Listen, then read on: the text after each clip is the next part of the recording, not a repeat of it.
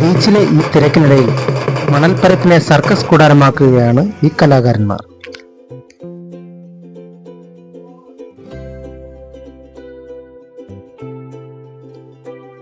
തീപിടിക്കുന്ന ജീവിതത്തെ നേരിടാൻ ഇവർ തീവളയങ്ങൾക്കിടയിലൂടെ തന്നെ കുതിക്കണം.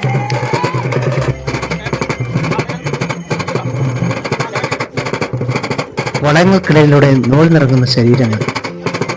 ഇത് വെറും വിനോദമല്ല, വർഷങ്ങളുടെ കഠിനാധ്വാനവും ഏകാഗ്രതയുമാണ്.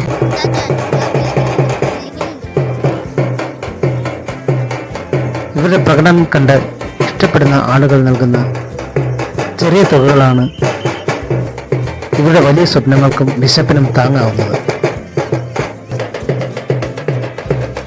ജീവിതം ഒരു സർക്കസ് ആണെന്ന് പറയും, പക്ഷേ ഇവർക്കത് അതിജീവനമാണ്.